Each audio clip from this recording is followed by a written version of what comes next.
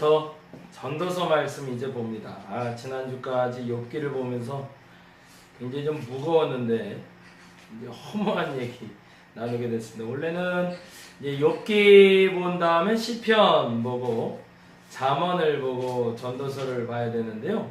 시편과 잠언은 언제 좀 일정을 따로 두고 전체적으로 꼼꼼히 쭉 좀 봤으면 좋겠다 싶어서 시편하고 잠언은 조금 건너뛰도록 하겠습니다.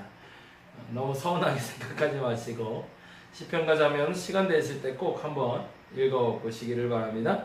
그리고 오늘은 전도서 솔로몬이 지었다고 얘기하는 본문인데 당대의 가장 위대한 현자로 불려지던 솔로몬의 말년의 고백이기도 하지만 그의 인생의 고백이기도 하고 또한 지혜자로서의 가장 절정에서 하나님 앞에서 그가 머무르며 말한 신앙의 고백이기도 합니다. 그러니까 가장 절정의 지혜자의 고백이기도 하며 그의 신앙의 고백이다. 이렇게 보시면 전도서를 읽기는 훨씬 쉬워질 것 같습니다. 단지 잠언과 같은 지혜서로 보게 되면 뭔가 조금 좀 찝찝한 것이 있어요. 왜일까요? 결론이 허무하기 때문에 그렇습니다. 인생은 허무할 수밖에 없다 라는 결론으로 끊임없이 반복적으로 나아가고 있기 때문에 이것을 어떤 인생의 가치관이나 기준을 선정해주고 제시해준다고 생각한다면 조금 불편해질 수 있습니다. 근데 반면에 이것이 신앙 고백이다 라고 생각하면 조금 다른 의미의 해석이 가능하다는 겁니다. 그래서 전도서를 볼 때는 크게 세 가지의 구분점을 가지고 공간적인 구분점을 가지고 보게 되는데 첫 번째 공간적인 구분점은 해 아래 인생입니다. 그래서 성경의 전도서에 이런 말이 있죠. 해 아래 뭐가 없다? 새 것이 없다. 그래서 해 아래 새 것이 없다라는 말을 중심으로 이 땅 안에 일어나는 모든 천하 만물이 돌아가는 것들을 보면 뭐가 있다는 걸까요? 특별한 게 없다는 얘기입니다. 해 아래 새 것이 없다. 근데 저기는 제 개인적인데 여기에는 진리가 하나 숨어 있다는 것을 발견하게 됐습니다. 해 아래 새 것이 없다는 것은 해 아래는 반복되고 있다는 뜻이고 해 아래 반복되고 있다는 건 해 아래는 반드시 공식이 있다는 겁니다. 제가 이걸 깨닫고 얼마나 감사했는지 몰라요. 해 아래 새 것이 없다라는 말의 다른 해석은 해 아래는 반드시 공식이 있다는 겁니다. 무엇인가 인생이 살아가면서 있어 한 사람의 여정 가운데 그 여정에 뚜렷한 족적이 남게 되고 그 흔적은 공식을 남겨서 꼭 다른 사람이 살아갈 수 있는 지침이 된다는 겁니다. 그 중에 우리가 잘 아는 지침과 공식은 뭘까요? 사주팔자죠. 사람들이 살아가는 공식이 만들어진 거예요. 어느 때에는 물에 가면 안 되고요.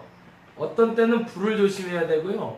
어떤 때는 사람 만나는 거, 어떤 때는 동쪽에 가면 길하다. 뭐가 나온 거예요? 그 날, 년, 월, 일, 시에 따라서 뭐가 나온다는 거죠? 공식이 만들어졌다는 얘기입니다. 그래서 그 해에 태어나고 그때에 태어나 그 시간을 살아가는 사람들에게는 천체가 돌아가면서 해가 뜨고 해가 지고 달이 뜨고 달이 지고 그리고 봄, 여름, 가을, 겨울이 지나고 더웠다가 추웠다가 가물다가 해갈이 되는 것처럼 모든 것에 공식이 있더라. 그러니 인생에 고민할 필요가 없다가 아니라 인생의 고민의 정점에서 우리는 그 공식에 따라 움직이는 모든 것들을 알면 그나마 옳은 것이 일어날 수 있는 조금 더 바른 길을 찾을 수 있다. 그래서 전보러 가는 거죠. 근데 그 말을 솔로몬은 아주 기가 막힌 말로 한마디로 일축해버리는 겁니다. 그 말이 뭐예요? 해 아래 새 것이 없다. 뻔하다는 겁니다. 근데 인생이 그 뻔한 인생도 제대로 살아가지 못하니 허무하다는 거죠. 우리 삶 속에서 행복한 것이 있습니다. 불행한 것도 있습니다. 그러나 그것은 공식에 따라 돌아가고 있다는 겁니다. 그 얘기가 오늘 본문의 3장 1절에서 10절까지예요. 한번 볼까요? 3장 1절 보겠습니다. 범사에 기한이 있고 천하만사에 다 뭐가 있대요? 때가 있대요. 여기서 이 기한이라는 말과 때라는 말을 70인역이라는 헬라어 번역본. 원래는 구약은 시브리어 번역으로 번역이 되는데 헬라어 번역본이 나오는데 그 헬라어 번역본에는 기한과 때를 크로노스와 카이로스로 해석을 합니다. 범사에 기한이 있다는 건 공식이 있는 시간을 얘기하고요. 천하만사에 때가 있다는 건 하나님이 정한 때, 카이로스의 때가 있다는 겁니다.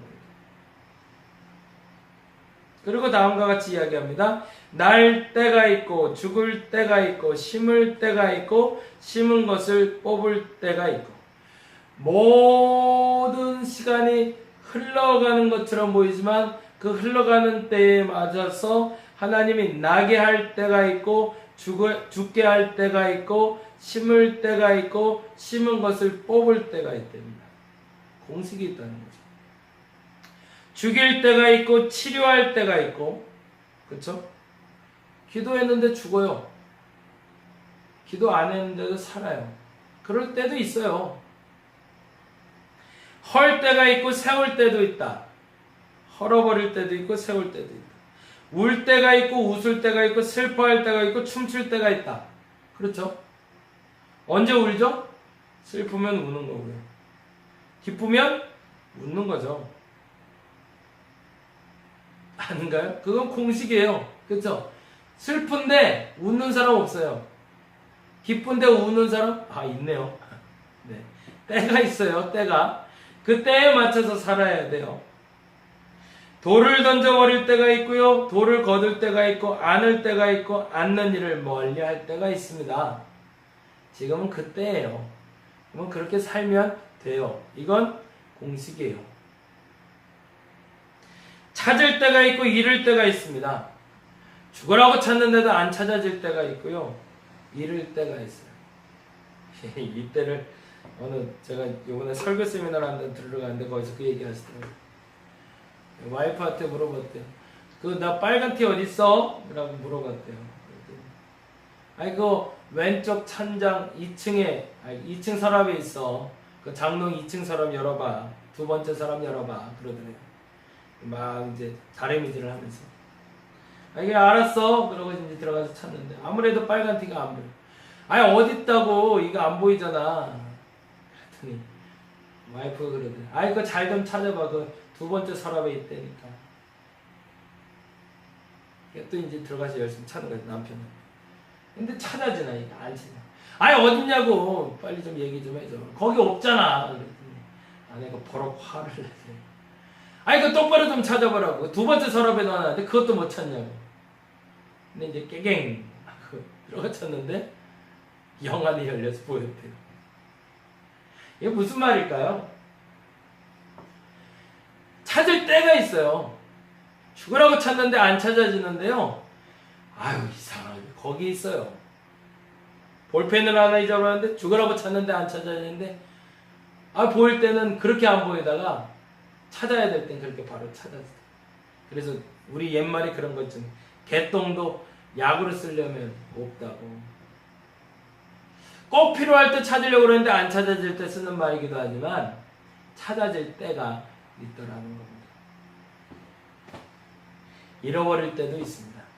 친구도 잃어버리고요. 사람도 잃어버리고 좋은 것도 잃어버리고 더 감사한 건 아픈 기억도 잃을 때가 있습니다. 그건 복이에요. 그리고 그건 공식이에요.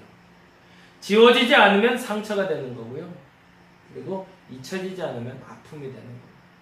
그건 하나님 주신 은혜예요. 지킬 때가 있고 버릴 때가 있습니다. 가정을 지켜야 될 때가 있고요. 자녀를 놔줘야 될 때가 있어요. 끝까지 보존해야 될 때가 있고 놔버려야 될 때가 있습니다. 아브라함이 롯에게 그렇게 하죠. 평생을 같이 갈 줄 알았던 아브라함과 롯은 목자와의 다툼을 통해서 갈라지게 됩니다. 그리고 갈라지고 나서 소돔과 고모라에 사단이 났을 때 아브라함이 살려주죠. 거기까지는 보호하심이 있고 지켜줄 때가 있었던 거죠. 그러나 버릴 때가 있었어요. 소돔과 고모라 사건 이후로 롯은 그 딸 둘과 함께 버려집니다. 마지막 버려질 때도 있어요.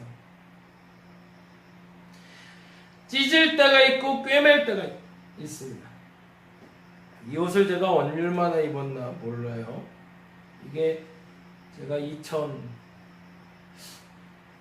목사 나갈 때 산 것 같으니까 2005년인가 산 것 같은데, 그러면은 한 4, 5년 됐네요. 그냥 꿰매서 입어요.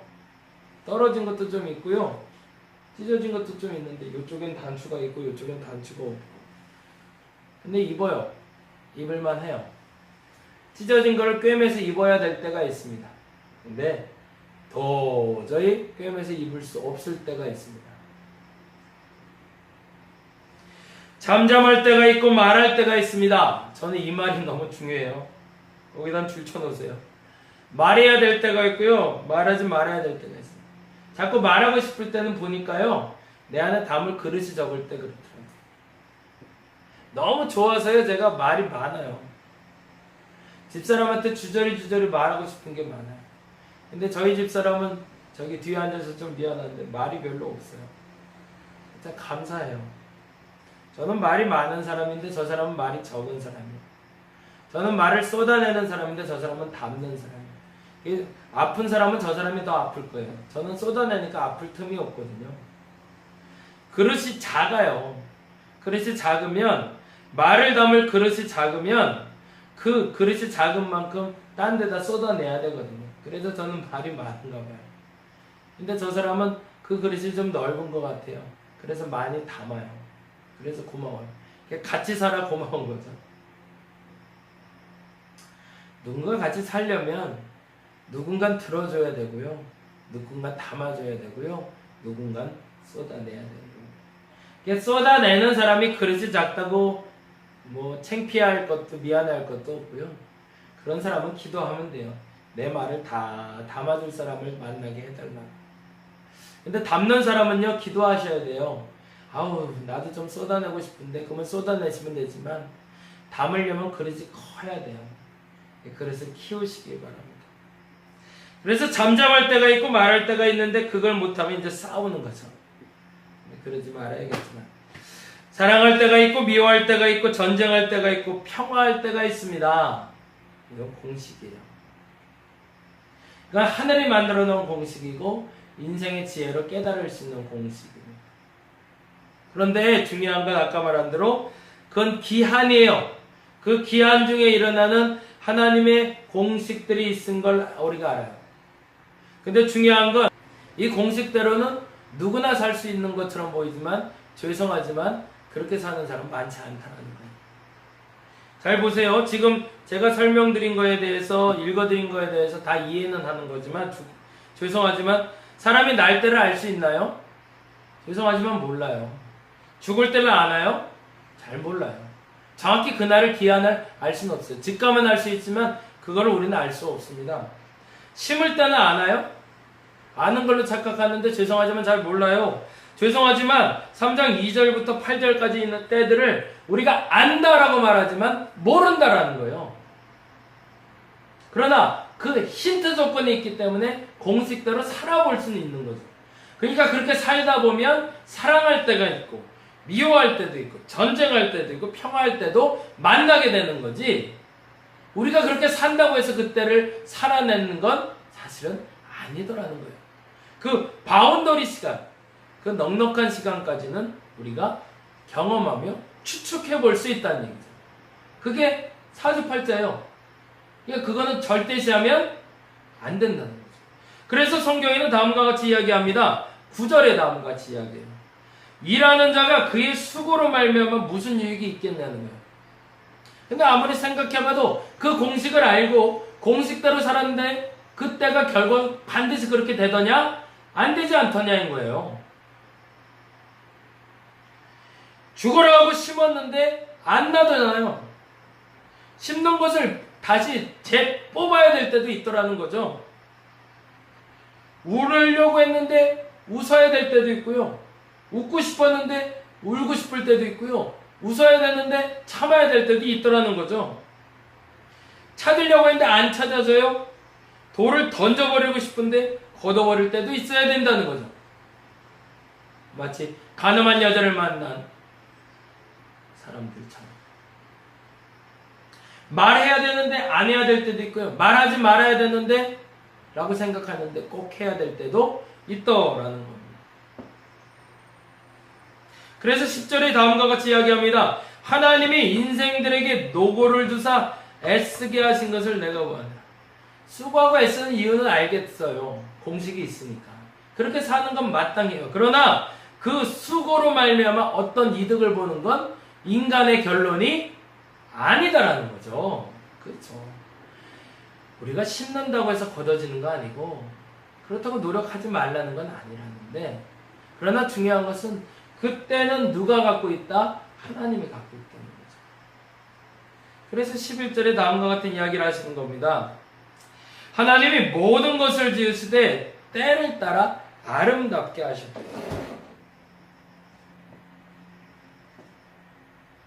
하나님이 모든 것을 지으시되 때를 따라 아름답게 하셨고 또 사람들에겐 영원을 사모하는 마음을 주셨다. 그러니까 그 모든 결론에 대해서 그럼 하지 말지 뭐 안 해도 이래도 되고 저래도 되는데 못하러 해 라고 생각하는 이들에게 다시 한번 일침하는 겁니다. 그럼에도 불구하고 그 노력하는 시간들은, 그리고 그 결론을 얻는 그 기쁨은 아름다운 것이다. 그러니 사람들에게는 그것이 넘어있는 영원한 시간을 사모하는 마음을 하나님이 주셨다는 겁니다. 그리고 다시 한번 반복합니다. 하나님이 하시는 일의 시종을 사람으로 측량할 수 없게 하셨다. 이 말의 뜻을 다시 한번 곡해해서 듣지 않고 점검해서 들을 수 있기를 바랍니다. 고난 중에 안 될 줄 알았는데 되게 하시더라는 겁니다. 이렇게 노력하면 잘 될 줄 알았는데 안 되게도 하시더라는 겁니다. 근데 그것은 모두 다 아름다운 것이에요. 우리가 최선의 노력을 했는데 결과가 내 마음대로 되지 않아도 그건 아름다운 겁니다. 왜? 그것을 얻는 것이 내게는 득보다 해가 돼서 하나님 주지 않는 거니까. 그 때를 분별할 수 있는 사람이 그래서 지혜로운 사람이라고 우리는 이야기를 합니다. 그리고 나 12절에 이렇게 얘기하죠. 사람들이 사는 동안에 기뻐하며 선을 행하는 것보다 더 나은 것이 없는 줄 알았고 그러니 열심히 살아야 된다는 겁니다. 그리고 13절에 다음과 같이 이야기합니다. 사람마다 먹고 마시는 것과 수고함으로 낙을 누리는 것이 하나님의 선물인 줄 또한 알았도다. 그 다음에 14절에 너무 중요한 얘기가 나와요. 하나님께서 행하시는 모든 것은 영원히 있을 것이라 그 위에 더할 수도 없고 덜할 수도 없고. 이건 카이로스의 때를 얘기하죠. 하나님이 이같이 행하심은 사람들이 그의 앞에서 경외하게 하려 하심을 내가 알았도다. 그래서 결론적으로 전도서에서는 크게 세 가지 때를 얘기합니다. 해 아래 사는 사람들에 대한 공식, 그걸 크로노스의 때를 얘기하죠. 그 크로노스의 때를 살아가다 보면 행복한 일도 있고 슬픈 일도 있고 억울한 일도, 그 공식대로 살아가는 방법을 알게 될 것이다. 그러나 한 가지 알아야 될 것이 있다. 그 해 아래 사는 것으로 만족하고 산다면 종국엔 허무함을 경험할 것이다. 왜? 인생이 결론을 내는 것이 아닌 것을 알았기 때문에. 무슨 얘기인지 이해가 되시죠? 절대자가 움직이기 전에는 인생의 결론은 항상 허무할 수밖에 없어요. 왜? 내가 원하는 결론은 항상 얻는 것이 아니기 때문에. 이 결론은 하나님이 가지고 계시는 것이기 때문에 우리는 항상 허무를 경험합니다. 그러나 또 하나의 공간이 있다는 거죠. 해 아래 공간이 있다면 해 위에 공간이 있다는 거죠. 해 위의 공간은 뭘까요? 절대자가 존재하는 공간, 하나님이 계시는 공간. 그 공간에 절대자가 계심을 알아야 됩니다. 이게 두 번째 공간. 보세요. 그러면 해 아래 공간이 있고 해 위의 공간이 있고 이 해 위의 공간과 해 아래 공간에 함께 유일하게 오갈 수 있는 존재를 만들어 주셨는데 그것이 곧 사람이고, 그것을 사는 방법은 이 해 아래의 공식을 알아 그 때를 주관하시는 하나님을 인정하는 사람이 그때를 아름답게 사는 사람이라는 겁니다. 저와 여러분이 그때를 살아갈 수 있기를 바랍니다. 그러려면 어떻게 하면 될까요? 첫째, 나는 해 아래 인생임을 인정해야 됩니다. 그리고 그 공식대로 열심히 살아야 됩니다. 그래서 기도 공식 맨날 얘기하는 거고요. 살아가는 공식 얘기들입니다.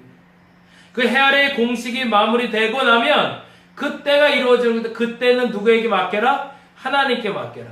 그럼 하나님께 맡기면 어떻게 하신다? 그때를 아름답게 하신다는 겁니다. 오늘 이 시간 그 결론을 말하는 건 사실은 전도서에서 자족의 기쁨입니다. 그 결론의 기쁨을 여러분이 누릴 수 있기를 간절히 바랍니다. 스스로 족하다 여길 수 있는 것은 나의 최선의 노력 플러스 알파로 하나님이 그때 가장 귀한 것으로 내게 주실 것을 믿는 믿음을 말합니다.